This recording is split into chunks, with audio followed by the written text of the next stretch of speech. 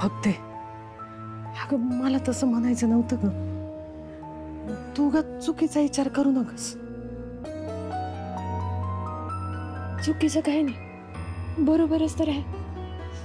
लहान पोरीचं आत्ता आत्ता लग्न झालं आणि ती लगेच नवऱ्यासकट माहेरी कशी? हा प्रश्न पडणारच ना त्यांना. भक्ती, प्रश्न पडू दे, पण कुणाला काही सांगायचं नाही आणि मनाला तर अजिबात लावून घ्यायचं नाही.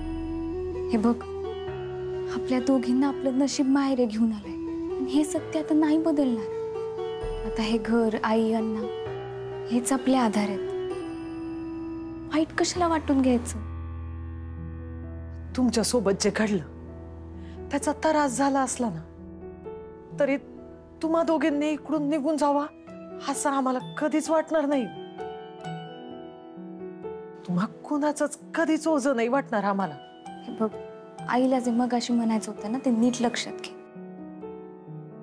ते लोक येणार, माझ्याबद्दल माहिती करून घेऊन मग शूटिंग करत असले तरी आपल्या घरातल्या माणसांबद्दल, आपल्या नात्यागोत्याबद्दल ते विचारणार. पण आपण त्यांना जास्त लुडबुड करू द्यायची नाही. आपल्या अडचणी, आपलं दुःख आपण जगासमोर नाही येऊन द्यायचं. आणि लय काय आडवं तिडवं विचारलं ना तर चहा पाजून पाठवून देऊया. नाही नाही अगं मुक्ताताई, त्यांना जे पाहिजे ते सगळं शूटिंग करू दे. कारण हे स्वप्न फक्त तू या एकटीचं नाहीये, स्वप्न अण्णांचं आहे, आमच्या सगळ्यांचं आहे. आणि तू जिंकली पाहिजेस हे स्वप्न तुझ्या माहेरच्या, सासरच्या सगळ्याच लोकांनी पाहिलंय.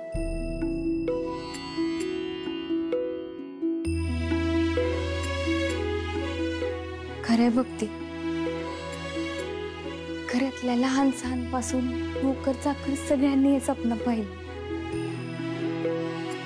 तो दिस पण आता जवळ येतोय. वय नाही, मला काही कोणाचा राग नाहीये. तू नको जास्त विचार करू.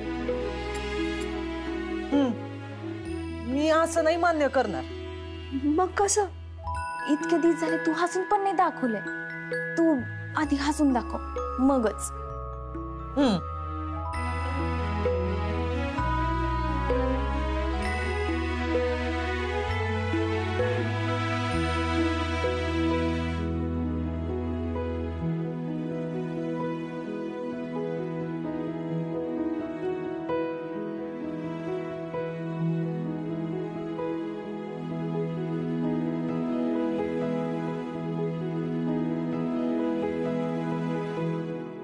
देवा देवा देवा, या सायकलने फार जीव घेतलाय.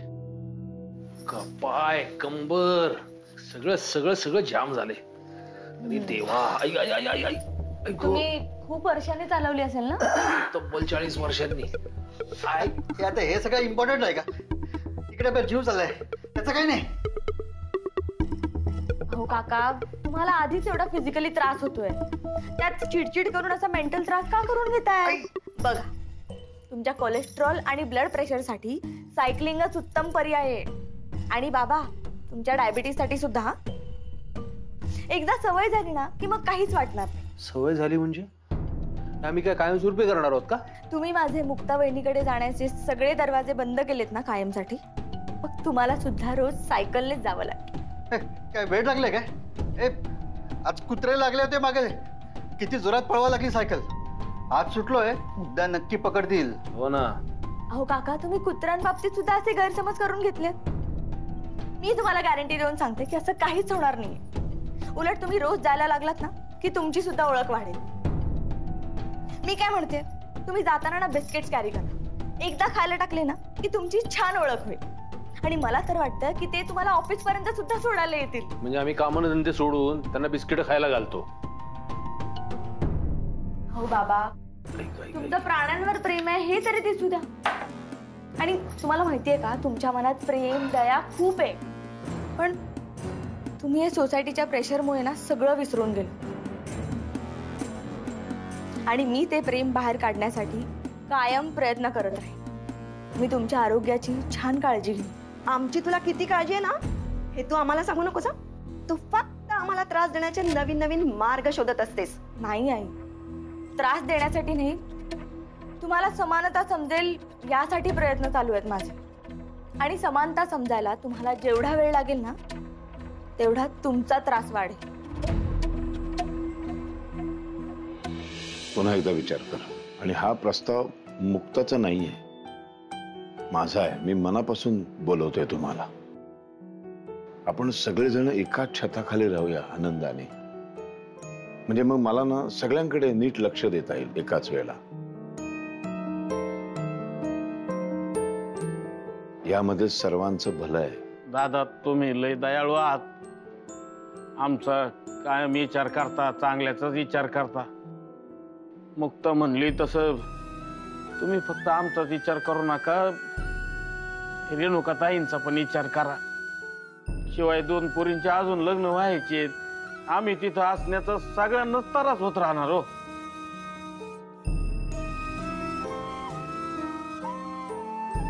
ठीक, मी एक बोलू का? बोल. ते भक्ती म्हणत होती शहरात जाऊन काहीतरी शिक्षण घ्यायचं म्हणून. त्याचा फायदा इकडे येऊन 4 पैसे कमवायला होईल. आणि गजाचं पण शिक्षण इकडेच कंटिन्यू करूया म्हणत होती. आणि मावा निर्णय मायावरच सोपवलाय. मग तू काय ठरवलंस? तिला जे काही शिक्षण घ्यायचं असेल ते घेऊ दे. मी इथंच थांबेन.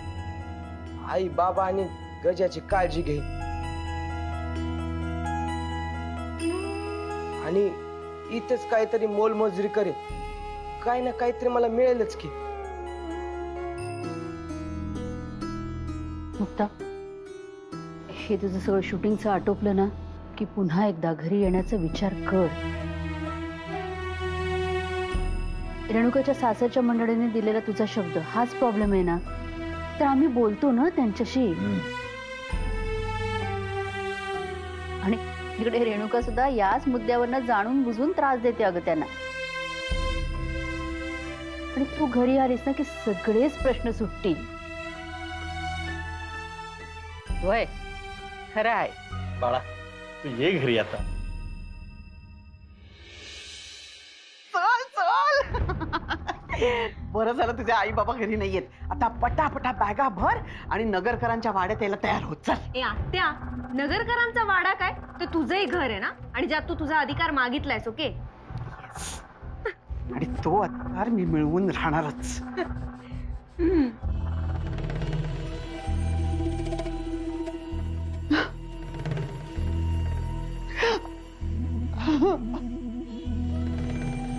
आत्या, तू रडतेस?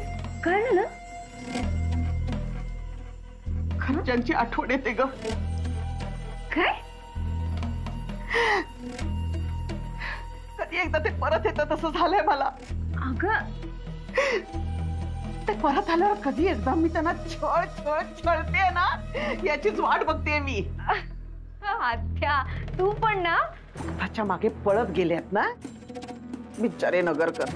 त्यांना जेव्हा कळेल आर्या त्यांच्या वाड्यात येऊन राहते तेव्हा शेपटीला आग लागल्यासारखे पळत पळत येतील घरी. नाही, ते सगळं ठीक आहे ग, पण मी जर तुझ्या घरी आले आणि ते आलेच नाही तर?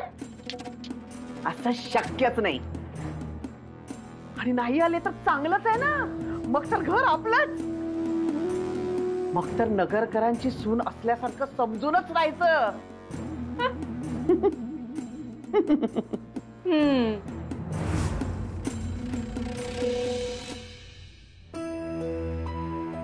पटकन आवरायला घेऊया ना, ते कुठल्याही क्षणी पोहोचतील. अगं बाई, पण त्यांना चहा चालेल ना? हो, आय मीन ते नाही म्हणतील, पण आपण त्यांना आग्रह करू, मग येतील ते. ए गजा, जा जरा जास्तीचं दूध घेऊन ये. लिटरभर घेऊन ये आपणकडनं. जा. मला आंघोळीला जायचंय आणि भाऊ अजून बाहेर आलेला नाही. किती वेळ बसतो आतमध्ये काय कळत नाही. आता मला कळलं आई, ही माधवी त्याच्यावर एवढी का पिसाटलेली असते ते. दादा, मी एक आयडिया देऊ का? काय? एकत्र आंघोळ करू मी आणि भाऊ बाथरूम मध्ये? अरे तसं नाही, म्हणजे एकदम अगदीच. पण माझं काय म्हणणं होतं ना की इथं जवळच एक हिर आहे. उघड्यावरती आंघोळ करायला मस्त मजा येईल ना. असं मस्त हिरीनं असं मस्त बादलीनं शेंदून पाणी काढायचं आणि गार पाण्याची बादली डोक्यावरती उपडी करून घ्यायची. ओके, मी थँक्यू. तू काय वेडायस का रे? म्हणजे तू मला तिथे विहिरीवर नेऊन उघडा करून आंघोळ करायला लावणार? अरे असं तर मग बाथरूम कशाला पाहिजे? हे बंदच करून टाकू. सगळ्यांनी जाऊ तिकडे विहिरीवर उघड्याने आंघोळ करायला. काय बोलतोस तू? पप्या भाऊ, ते शहरातल्या माणसांना जरा अवघडच जाते. काय गावातल्या माणसांना सोपं असतंय ते. आलात? उपकार झाले. फारच लवकर आलात बाहेर आपण. अरे तुझ्यापेक्षा ना त्या म्हशी सुद्धा पाण्यातनं लवकर बाहेर येतात रे. काय अरे अजून जर तू थोडा वेळ लावला असतास ना तर पप्यानी मला त्या विहिरीवरती उघडा करून आंघोळीला बसवलं असतं. कसं दिसलं असतं ते रावसाहेब नगरकर उघडे आंघोळ करतायत. हाय हो, मी कुठं काय. अरे गाप. चला जाऊन येतो. बाजूला वा, मी जातो आंघोळीला.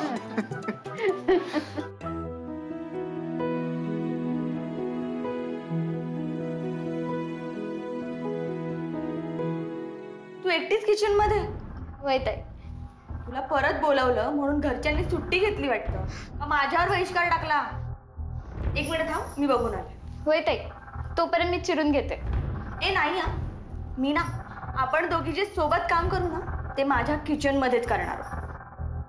इथल्या किचन मध्ये घरातले सगळे असल्याशिवाय कामाला हात लावायचा नाही.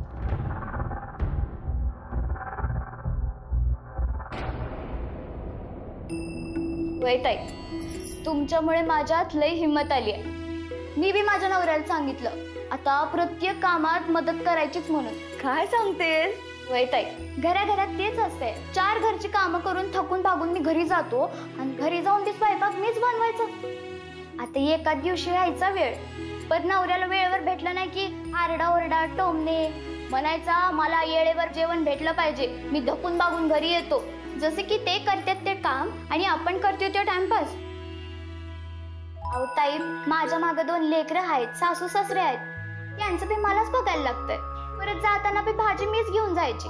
पर एवढं समजा करून माझी काय बी तक्रार नव्हती ताई. शेवटी माझीच माणसं आहेत ती. पण त्यांनी बी समजून घ्यायला नको काय ताई मला? तुझं हे बोलणं ऐकून ना मला आमच्या आशाताईंची आठवण आली ग. तिची पण अशीच काहीतरी अडचण असेल ना. मी कधीच विचारलं नाही तिला. तिला विचारायला हवं होतं ना. जाऊ दे, तू तुझं सांग. मग काय म्हणाले ते? काय म्हणणार? माझी भांडायला लागले.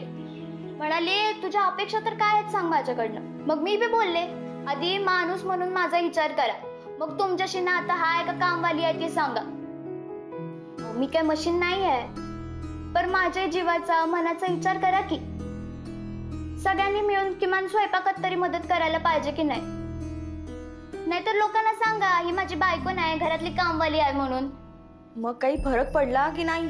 कसलं काय, फक्त कानातून वारं गेल्यावानी ऐकून घेतलं. पर आमचा माणूस काय जागचा हल्ला नाही. पर आता मी बी ठरवलंय, मी त्यांना जागेवर आणणारच. एक दिवस असा येईल ज्या दिवशी माझ्यासाठी सगळेजण राबतील. आशा ठेवायला काय हरकत नाही ताई. शेवटी आपण बाई माणूस, या एका आशेवर आपण अख्खं आयुष्य काढू शकतो. हो, पण वेदच्या घरचे इथे मदतीला येतील या आशेवर मी वाट नाही बघू शकत. काय भानगड आहे ते बघायला पाहिजे की नाही? ते मी कसं सांगणार ताई. पर तुम्ही लय भारी असं माझ्यासारखं मुळमुळीत नाही. तुम्हाला वाटतं ते तुम्ही करणारच. थांब, मी बघून येते, कारण आता मलाच भूक लागली आहे. हो. हॅलो, हां कुठे पोहोचला तुम्ही? म्हणजे काही लँडमार्क असेल तर सांगा ना. पाण्याचा वॉल क्रॉस केलाय. पाण्याचा वॉल म्हणजे ते खालपर्यंत पोहोचलेत. द्या इकडं, मी सांगते. हॅलो, हा तुम्ही वॉल पर्यंत पोहोचलात ना? हा, त्या वॉलला लागूनच एक वाट आहे, तिकडनं वर या, समोरच घर आहे. नाही दिसत नाही आत तुम्ही तसं. अहो हा, इकडं इकडं. हो हो हो, तुम्हीच आहात ना? हा, या या. चला, भेटली बाबा एकदाची.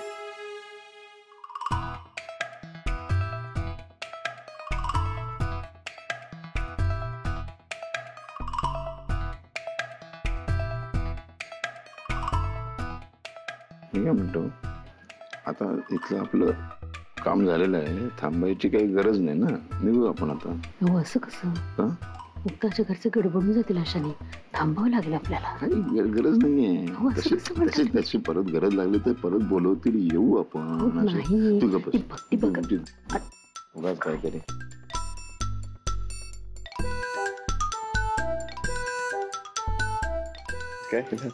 काय नाही, आता इथे थांबायची काही गरज नाहीये. आपण निघू. गरज नाही कसं? येळेला काही पण गरज पडू शकते ना. काय करू?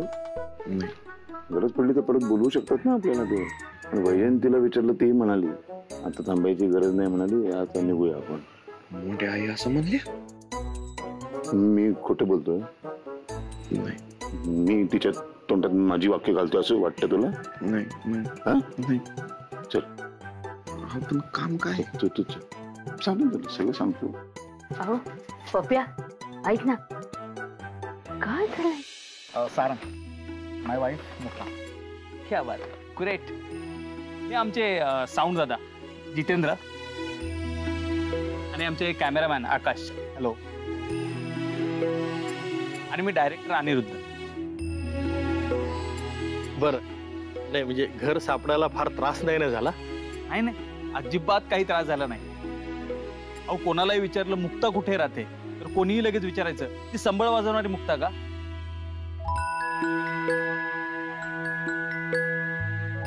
अहो, उत्स्फूर्तपणे आम्हाला पत्ता सांगून द्यायचं. मुक्ता खूप फेमस झाली. क्या बात आहे. बरं, आपण चहा घेऊयात आणि मग शूटला सुरू करूया. चालेल, पण मला ब्लॅक कॉफी चालेल. मला कॉफी चालेल, फक्त थोडी स्ट्रॉंग हवी. मला लेमन टी. शक्यतो चहा टाळतोच ऍसिडिटीमुळे. नाही म्हणजे शक्य असेल तरच बघा, जास्त धावपळ करू नका. नाही, डोंट वरी, मी मॅनेज करतो. मुक्ता, तू यांना घर दाखव आणि हे गप्पा पण होते. मी चहाचं बघ. हो, आता शूटिंगच्या हिशोबाने घर पाहावंच लागेल ना. काय? हो. या. हो.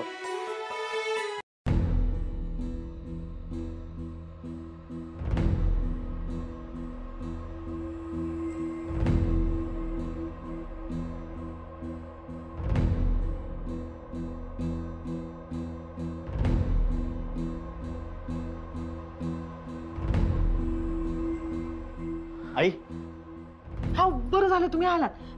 काय काय मागितलं त्यांनी? काय बाई नावं घेतलेलं आहे? मला तर काही कळना झालंय. आपल्या घरात हे सगळं कुठून असणार? मी काय म्हणते, तुम्ही त्यांना चहाच घ्यायला सांगा ना. हो आई, शांत व्हा. त्यांनी जे सांगितलं ना ते एकदम सोपं आहे. काय म्हणाल ते? Black coffee. म्हणजे काळी कॉफी. काय करायचं, पाणी उकळून घ्यायचं आणि त्यात कॉफी पावडर टाकायची. दूध टाकायचं नाही, साखर काहीच नाही. बया, कशी लागन ती? जे रोज पितात ना त्यांना ती आवडते. आणि ते दुसरे काय म्हणाले होते? स्ट्रॉंग कॉफी, म्हणजे कॉफीची पावडर जास्त टाकायची, इतकंच. आणि ते कॅमेरावाला काय म्हणले होते? Lemon tea. म्हणजे लेमन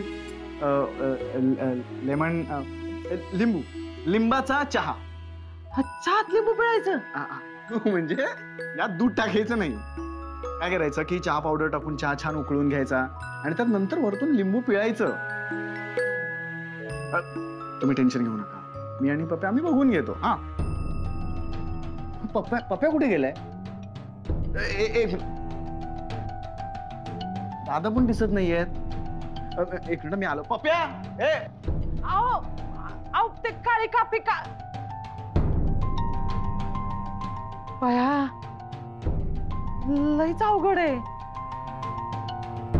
दादा ऐका ना, असं नेमकं कुठपर्यंत चालायचंय? नाही म्हणजे माझी तशी चालत राहायला काही हरकत नाहीये, पण कुठपर्यंत जायचंय आणि थांबायचं का नाही ते जर समजलं तर तशी मनाची तयारी करता येईल ना, बाकी काय नाही. काय आहे, असं जर आपण न थांबता चालत राहिलो तर माझ्या दोन्ही तंगड्या मग ओके मी थँक्यूच होती एकदम. एक काम आहे. काय काम? काय आहे बरं?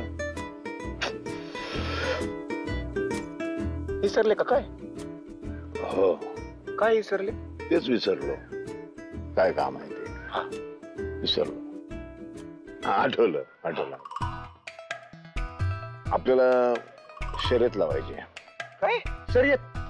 दादा हो, हो आत्ताच एवढं चाललोय मग आता जर धावलो तर मग माझ्या तांगड्यात तुटतीलच म्हणजे वाटच लागन माझी शर्यत म्हणजे तुम्ही गाडीत आणि मी धावत बरोबर ना दोघेही धावत काय तिथपर्यंत जायचं दादा माझ्या हातनं ज्या काही 2 4 70 72 ज्या काही चुका झाल्या त्याबद्दल मी तुमची मनापासून माफी मागतो मला तुम्ही खरंच मनापासून क्षमा करा पण अशी शिक्षा देऊ नका मला प्लीज प्लीज तुम्हाला सारंग मुक्ताची शपथ आहे आपली पडपड पडपड पडपड पडपड शर्यत लावायची म्हणजे लावायची दादा पण तुमच्या माझं बोलून झालंय